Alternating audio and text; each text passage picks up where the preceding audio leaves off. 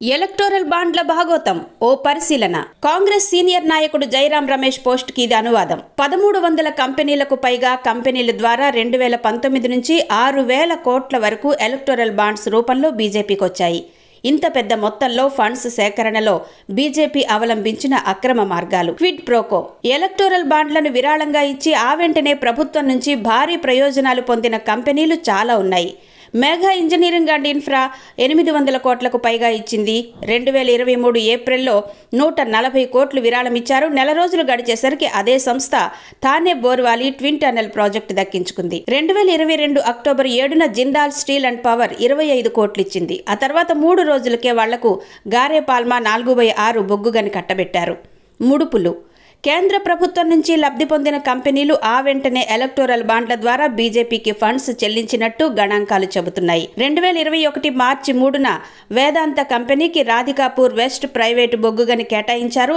ఆ తర్వాత ఏప్రిల్లో వారు ఎలక్టోరల్ బాండ్లలో 25 కోట్లు విరాళంగా ఇచ్చారు. మెగా ఇంజనీరింగ్ అండ్ ఇన్ఫ్రా 2020 ఆగస్టులో 4500 కోట్ల జోజిలా టన్నెల్ ప్రాజెక్టును పొందింది. తర్వాత అక్టోబర్ 2020లో ఎలక్టోరల్ బాండ్లలో 20 కోట్లు విరాళంగా ఇచ్చింది. Mega company BKC bullet train station contract దక్కించుకుంది. 2022 డిసెంబర్ సరిగ్గా అదే నెలలో 56 కోట్లు ఫండ్ ఇచ్చింది. బెదిరించి వసూళ్లు. ఈడీ, సిబిఐ, ఐటీలను ఉపయోగించడం, నోటీసులు ఇవ్వడం, ఆ వెంటనే చందాలు బీజేపీకి దక్కడం ఈ వివరాల్లో స్పష్టంగా ఉంది.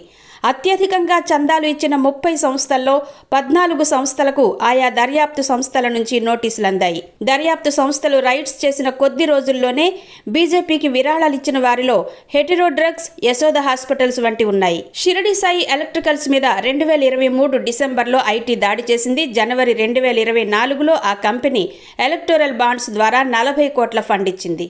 అత్యధికంగా ఫండ్స్ ఇచ్చిన ఫ్యూచర్ గేమింగ్ అండ్ హోటల్స్ కథ చూడండి. వాళ్ళు 1200 కోట్ల వరకు ఫండ్స్ ఇచ్చారు. 2022 ఏప్రిల్ 2న ఈడీ దాడి చేసింది. 5 రోజులకే ఏప్రిల్ 7న 100 కోట్లు ఫండ్ ఇచ్చారు. 2023 అక్టోబర్లో ఐటీ శాఖ దాడులు చేసింది. అదే నెలలో 65 కోట్లు బాండ్స్ ద్వారా చెల్లించారు. ఇక డొల్ల కంపెనీల ద్వారా మనీ లాండరింగ్. ఈ ఎలక్టోరల్ బాండ్ల పథకంలో మరో వ్యవహారం ఏమంటే ఏ కంపెనీ అయినా తమ లాభాల్లో కొంతమేరకు మాత్రమే విరాళంగా చెల్లించాలన్న నిబంధన లేదు. డొల్ల కంపెనీల ద్వారా బ్లాక్ మనీ ఫండ్స్గా చెల్లించే వెసులుబాటు దక్కింది. క్విక్ సప్లై చైన్ లిమిటెడ్ అనే సంస్థ 410 కోట్లు ఫండ్ ఇవ్వడం వంటివి అలాంటి అనుమానాలు పెంచుతున్నాయి. ఆ కంపెనీ మొత్తం విలువ 130 కోట్లు ఉంటే ఫండ్స్ దానికి 3 రెట్లు ఇవ్వడం అందుకు కారణం. అన్నిటికీ మించి ఎస్బీఐ ఇచ్చిన పేపర్లలో డేటా మిస్ అయింది. తాజా పేపర్లలో 2019 ఏప్రిల్ నుంచి ఉన్న వివరాలు ఇచ్చారు. కానీ ఎస్బీఐ మొదటి విడత బాండ్లు 2018లోనే మార్చిలోనే అమ్మకం మొదలుపెట్టింది.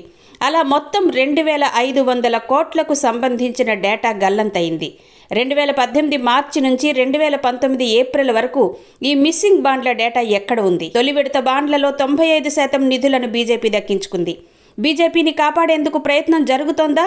ఇంకా లోతుల్లోకి వెళితే మరిన్ని భాగోతాలు బయటపడతాయి. అన్నిటినీ వెల్లడిస్తాం.